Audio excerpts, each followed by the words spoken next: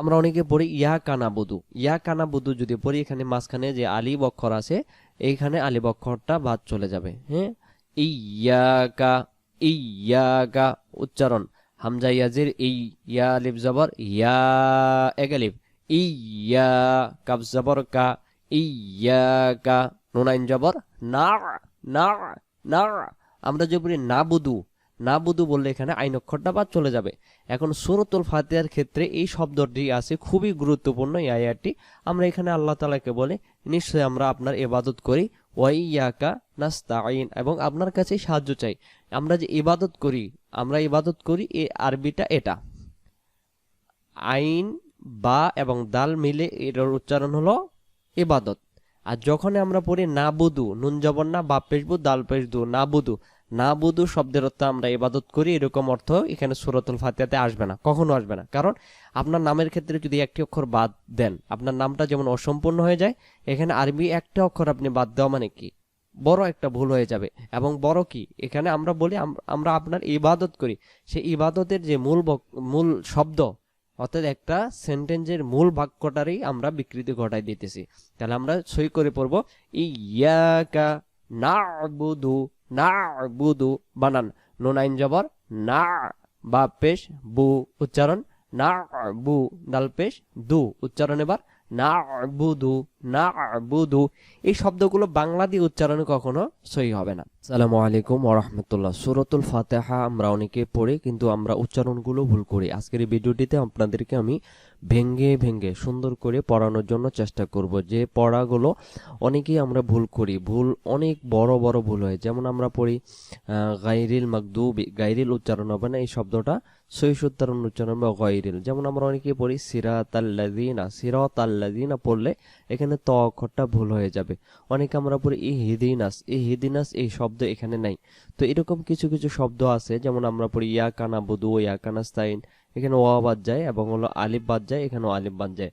তো সম্মানিত দর্শক শ্রোতা, ভিডিওটি শেষ পর্যন্ত দেখবেন এবং নতুন হয়ে থাকলে চ্যানেলটি সাবস্ক্রাইব করে আমাদের সঙ্গে থাকবেন। তো চলুন আজকের এই সূরাতুল ফাতিহার আমরা বানান করে ভেঙ্গে ভেঙ্গে শব্দে শব্দে আয়াত বাই আয়াত আমরা পড়ার জন্য চেষ্টা করি। তো চলুন শুরু করি।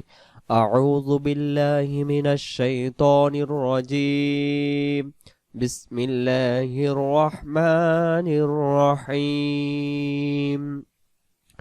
বিসমিল্লাহির হির রহমা, রহমা অনেক আমরা রাহ পড়ি, রা উচ্চারণ করলে এই র অক্ষরটা ভুল হয়ে যাবে। এখানে রহ জবর রহ, রহমানির রহিম, রহিম রাহিম বললে উচ্চারণ ভুল হয়ে যাবে। উচ্চারণটা করব বিসমিল্লাহির রহমানির রহিম, রাহিম হবে না। প্রথম শব্দ আলহামদু, আলহামদু হামজা লাম জবর আল, হামিম জবর হাম, দাল পেশ দু উচ্চারণ আলহামদু, আলহামদু। এখন আমরা যদি এখানে পড়ি আলাহামদু তখন লামের জবর চলে আসবে, উচ্চারণ হবে আল, আল, আল, আল, আল স্পষ্ট হবে আলহামদু, আলহামদু। লাম লাম জের লিল, লাম খারা জবর লা, এক আলিফ, হাজের হি, লিল্লাহি, লিল্লাহি, আলহামদু লিল্লাহি। রবা যাব রব্বা, লাম জের বিল, রব্বিল, রব্বিল, রব্বিল, রব্বিল। উচ্চারণ যদি রাব্বিল পড়ি এখানে রয় আকার রা উচ্চারণ হবে না। এখানে র জবর শুধু বাংলাতে যেমন র হয় এরকম শুধু র হবে, এখানে রা পড়া যাবে না। কারণ র জবর র, আরবিতে 60টি অক্ষর উচ্চারণের র জবর র, খ জবর খ, ত জবর ত, গইন জবর গ, এরকম 60টি অক্ষর আছে। তার ভিতরে র অক্ষরটি ইস্তিলা হতে মোটা করে পড়তে হবে। র জবর র, রা হবে না। রবা জবর রব্বা, লাম জের বিল, রব্বিল, আলহামদু লিল্লাহি রব্বিল, আইন জবর আ। আমরা যদি পড়ি আলামিন, আলামিন তাহলে উচ্চারণটা হবে হামজা জবর আ, অর্থাৎ হামজা জবর আ, আর আইনের জবর যখন আসবে আইনের উপরে তখন আইন জবর আ, গলা চেপে পড়তে হয় একটু আ, আ। লাম খারা, লাম জবর লা, আলা, মিমিয়া জেরে মি, নুন জবর না, আলামিনা। দম ছেড়ে দেওয়ার জায়গাতে যদি জবর পেশ পাওয়া যায় জবরটাকে মনে মনে একটা সাকিন ধরে নিয়ে উচ্চারণ করতে হবে। যেমন আমরা উচ্চারণ করব আলামিন,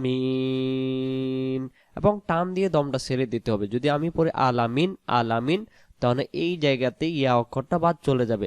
সূরাতুল ফাতিহার এই জায়গায় ইয়া অক্ষরটা বাদ চলে যাওয়ার কারণে এটা ভুল হয়ে যাবে, বিধায় গুনাহ হয়ে যাবে। নামাজ পড়লে ভুল ত্রুটি ভাবে নামাজ পড়লে নামাজ হবে না। তাহলে আমরা সহি শুদ্ধ করে প্রথম আয়াতটি এভাবে পড়বো, আলহামদুলিল্লাহি রাব্বিল আলামিন। আবার আলহামদুলিল্লাহি রাব্বিল আলামিন আলামিন। এরপরে দ্বিতীয় শব্দ আসেন, আমরা তো এখানে দমটা ছেড়ে দিলাম, দম ছেড়ে দেওয়ার স্টেশনে। এবার আসেন শব্দের শুরুতে আলিফ এবং লাম আছে, আলিফে এবং কিছু নেই, লামেও কিছু নেই। দম ছেড়ে দেওয়ার পরের যদি আলিফ এবং লাম পাওয়া যায়, আলিফে জবর যদি না থাকে মনে মনে একটা জবর দিয়ে পড়তে হয়। তাহলে আমরা আলিফে মনে মনে জবর দেব। আলিফের নাম তখন হামজা জবর আ, আর হামজা র জবর আর, আর র জবর রহ, আর রহ। আমরা যদি পড়ি আর রহমানির রহিম, আর রাহমানির রহিম, আর রাহমানির বলে এখানে খ হয়ে যাচ্ছে, এটা হবে র হা জবর রহ, রহ রহ, আর রহ, আর রহ, আর রহ। মিম জবর মা, আর রহমা, মিমের খারা জবর গালিব, মিমের উপর খারা জবর গালিব টানতে হয়। আর রহমা, নুন রজের নির, আলিফে কিছু নেই, লামে কিছু নেই, এটা এভাবেই থাকবে। আর রহমানির, র জবর র, হায়াজের হাই, মিমজের মি, রহিমি। দম ছেড়ে দেওয়ার জায়গা আছে, এই জায়গায় মিমের যেটা উচ্চারণ হবে একটা মনে মনে সাকিন হবে, উচ্চারণ হবে রহিম। আয়াত আর রহমানির রহিম। আবার আর রহমানির রহিম। প্রথম আয়াত আলহামদুলিল্লাহি রাব্বিল আলামিন। তারপরে আর রহমানির রহিম। তারপরে মিম জবর মা, একালিফ খারা জবর, লামজের লি, কাবজের কি, মালিকি। আবার মালিকি, আবার মালিকি। ইয়া ওয়াও জবর ইয়াও, মিম দালজের মিদ, ইয়াও মিদ, দালিয়াজের দি, নুনজের নি, দিনি। দম ছেড়ে দেওয়ার জায়গা আছে, আবার যেটা বাদ যাবে মনে মনে একটা আমরা সাকিন দেব, উচ্চারণ হবে দিন। টান দিতেই হবে, যদি এখানে টান না দেই তাহলে এখানে ইয়া অক্ষর বাদ চলে যাবে। কথায় আছে কান টানলে মাথা আসে, এখানে যদি আমরা বলি দিন তখন ইয়া অক্ষরটা বাদ চলে যাবে। দাল নুনজের দিন, উচ্চারণ হবে দালজের দি, তখন দাল নুনজের দিন, এমন একটা উচ্চারণ হয়ে চলে যাচ্ছে, কিন্তু মাঝখানে ইয়া অক্ষরটা বাদ চলে যাচ্ছে। ইয়া অক্ষর বাদ চলে যাওয়ার কারণে এখানে বহুবচন শব্দটাকে এক বচনে রূপান্তরিত হবে। মালিকি ইয়াউমিদ্দিন। প্রথম আয়াত আলহামদুলিল্লাহি রাব্বিল আলামিন। মিন টান্না দিলে আবার চলে যাবে। আর রহমানির রহিম, হিম টান্না দিলে ইয়া অক্ষর বাদ চলে যাবে। মালিকি ইয়াউমিদ্দিন, দি টান্না দিলে এখানেও ইয়া অক্ষর বাদ চলে যাবে। এরপরে আসেন আমরা তৃতীয় নম্বর আয়াতে, ইয়াকা। আমরা অনেকে পড়ি ইয়া কানাবুদু, ইয়া কানাবুদু যদি পড়ি এখানে মাঝখানে যে আলিফ অক্ষর আছে এইখানে আলিফ অক্ষরটা বাদ চলে যাবে। হ্যাঁ, ইয়াকা, ইয়াকা উচ্চারণ হামজা ইয়াজের এই, ইয়া আলিফ জবর ইয়া, এক আলিফ, ইয়া কাফ জবর কা, ইয়াকা নুন আইন জবর না, না না। আমরা যে বলি না বুদু, না বুদু বললে এখানে আইন অক্ষরটা বাদ চলে যাবে। এখন সূরাতুল ফাতিহার ক্ষেত্রে এই শব্দটি আছে খুবই গুরুত্বপূর্ণ। এই আয়াতটি আমরা এখানে আল্লাহ তাআলাকে বলে নিশ্চয়ই আমরা আপনার ইবাদত করি, ওয়া ইয়াকা নাস্তাঈন, এবং আপনার কাছে সাহায্য চাই। আমরা যে ইবাদত করি, আমরা ইবাদত করি, এই আরবিটা এটা, আইন বা এবং দাল মিলে এর উচ্চারণ হলো ইবাদত।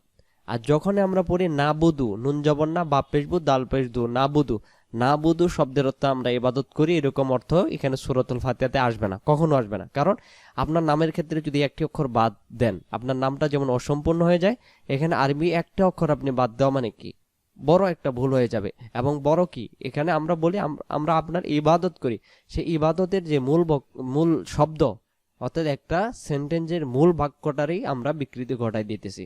তাহলে আমরা সই করে পড়বো ইয়াকা না'বুদু, না'বুদু বানান, নুন আইন জবর না, বা পেশ বু উচ্চারণ, না'বু দাল পেশ দু উচ্চারণ। এবার না'বুদু, না'বুদু, এই শব্দগুলো বাংলা দিয়ে উচ্চারণে কখনো সহি হবে না। ওয়াও জবর ওয়া, হামজা ইয়া যে এই, ওয়া ইয়া আলিফ জবর ইয়া, ওয়া ইয়া কাফ জবর কা উচ্চারণ, ওয়া ইয়াকা, আবার ওয়া ইয়াকা, নুন সিন জবর নাস, তা জবর তা, নাস্তা, আইন ইয়াজের আই, নুন পেশ নু, আইনু। আবারও দম ছেড়ে দেওয়ার জায়গা আছে, আমরা স্টেশন, আমরা পেশটাকে আমরা মনে মনে বাদ দিয়ে এই নুনটাকে একটা সাকিন দিব, এটাকে বলা হয় আরদি সাকিন। জেরে বামে এ সাকিন এগালিফ হয়, আর এগালিফের পরে যদি কোনো অক্ষর মনে মনে সাকিন ধরা হয় সেটাকে আরবিতে বলা হয় আরদি সাকিন, কেউ বা ওয়াকফা বলা হয়। ওয়াকফা মানে দম ছেড়ে দেওয়ার জায়গাতে মনে মনে বাদ দেওয়াকে ওয়াকফা বলা হয়, কেউ আরদি সাকিন বলা হয়। আরদি সাকিন অর্থ মনে মনে ধরা সাকিন। আরদি সাকিন অর্থ মনে মনে ধরা সাকিন, যেটাই সাকিন থাকে না সেটাই যদি সাকিন হয়, সেই সাকিনকে মনে মনে আরদি সাকিন বলা হয়। আইনিয়া জেরে আইনুন পেশ নু, আইনু, আরদি সাকিন করি নেই, এবারে আইন, এবার আরদি সাকিন করছি, মনে মনে একটা সাকিন দিছি। তাহলে আমরা বলবো ওয়া ইয়াকা নাস্তাইন। চতুর্থ নম্বর আয়াতে টান হবে ইয়াকা, ইয়া শুধু টান, না'বুদু, তারপরে ওয়া ইয়াকা, এখানে শুধু ইয়া টান, নাস্তাইন। আমি যদি বলি ইয়াকা না'বুদু, ইয়া শুধু উচ্চারণ হলো, এখানে আলিফ বাদ গেল, প্রথম শব্দটার যে আলিফ আছে এই দুই অক্ষর একসাথে বাদ চলে যাচ্ছে। তাহলে আমরা চারটি অক্ষর আছে এখানে, আলিফ এবং হলো ইয়া এবং পরে আরেকটা আলিফ আছে এ এবং কাফ। আমি যদি বলি ইয়াকা, তাহলে ইয়া জবর ইয়া, কাফ জবর কা, ইয়াকা। তাহলে হামজা ইয়াজের ইয়া জবর ইয়া, এগালিফ, কাফ জবর কা, ইয়াকা না'বুদু ওয়া ইয়াকা নাস্তাইন। প্রথম থেকে আলহামদুলিল্লাহি রাব্বিল আলামিন আর রহমানির রহিম, রাহিম হবে না, মালিকি ইয়াউমিদ্দিন, ইয়াকা না'বুদু ওয়া ইয়াকা নাস্তাইন। তারপরে ইহদি, আমরা যদি পড়ি এখানে ইহিদিনাস, ইহিদিনাস, কেউ পড়ি ইহদিনাস, তাহলে এই হাক্করটা সুন্দর করে আদায় হয় না, সুন্দর করে আদায় হবে আরবি অক্ষর যেভাবে আছে কোরআন মাজিদ সেভাবে আমরা পড়তেছি।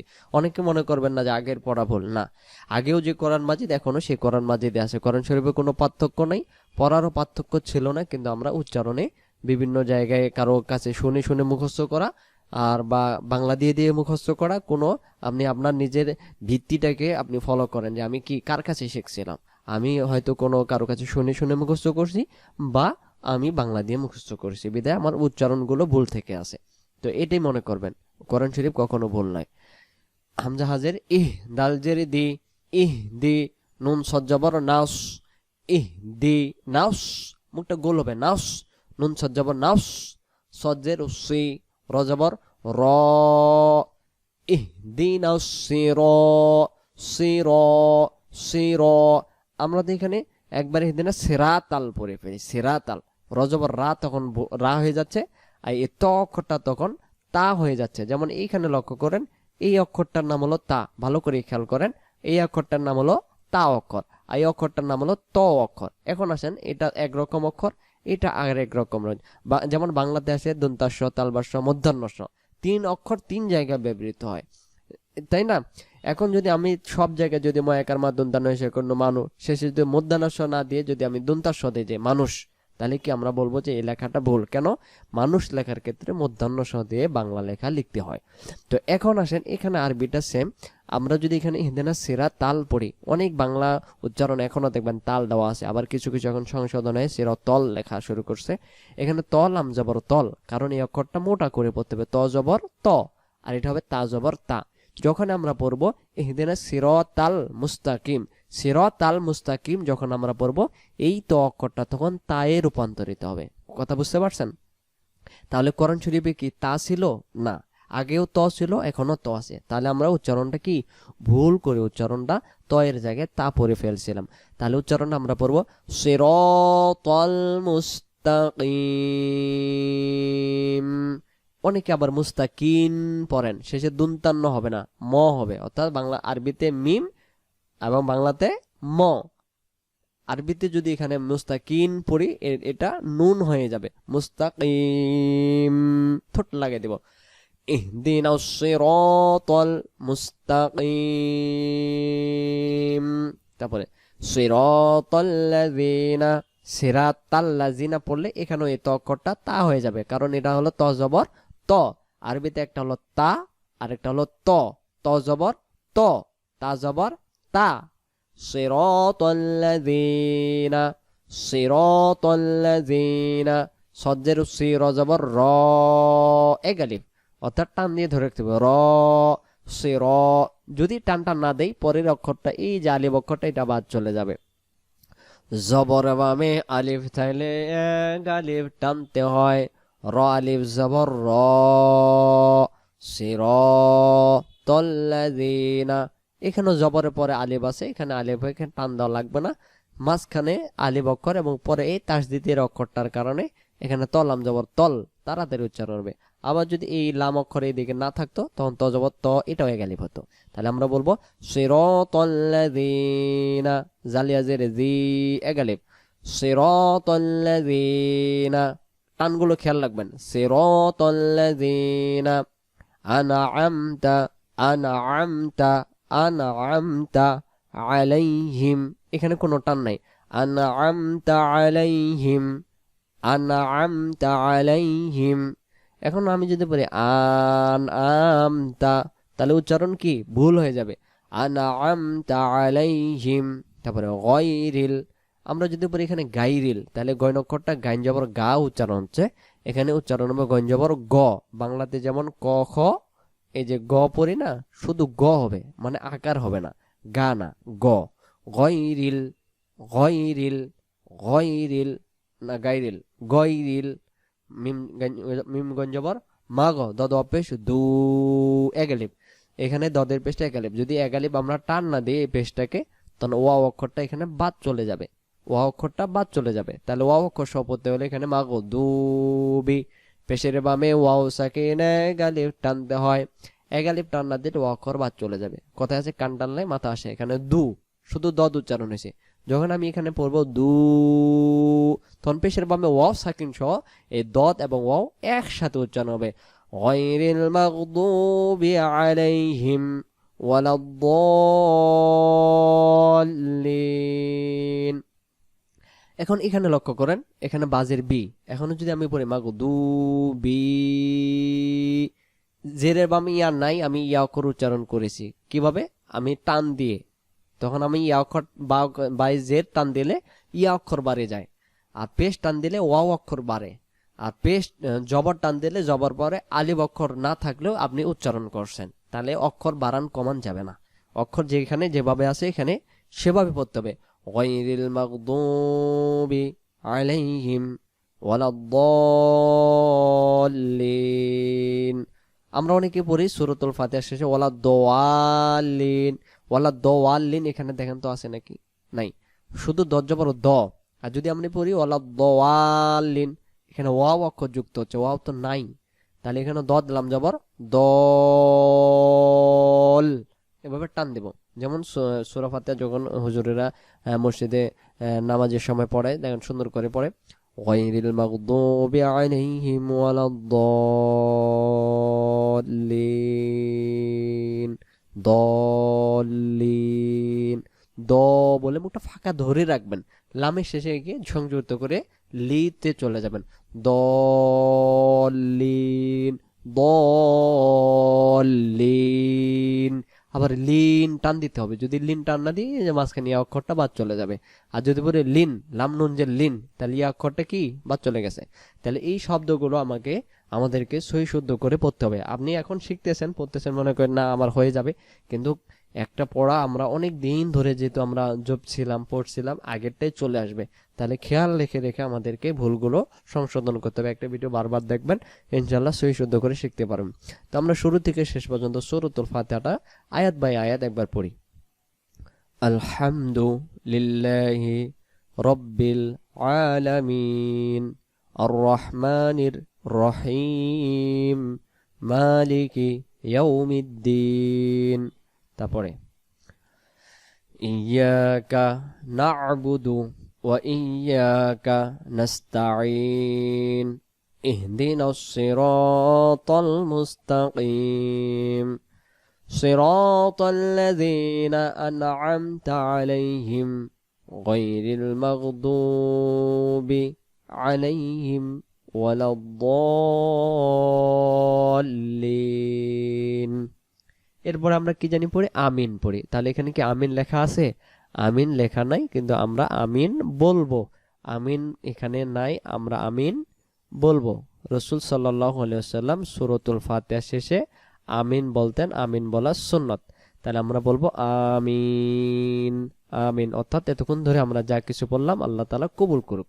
আর সূরাতুল ফাতিহা পবিত্র আল কোরআনুল কারীমের উম্মুল ফাতিহা, সূরাতুল ফাতিহাকে বলা হয়, অর্থাৎ কোরআন শরীফের মা যাকে বলা হয়। আর সূরাতুল ফাতিহা প্রতি রাকাতে রাকাতে আমাদেরকে পড়তে হয়। অবশ্যই আমরা সহি শুদ্ধ করে পড়ার জন্য চেষ্টা করব। ভিডিওটি ভালো লাগলে অবশ্যই আপনারা আপনাদের মতামত কমেন্ট করে জানাবেন। ভালো থাকবেন, দোয়া রাখবেন। আজকে এই পর্যন্তই। আসসালামু আলাইকুম ওয়া রাহমাতুল্লাহ।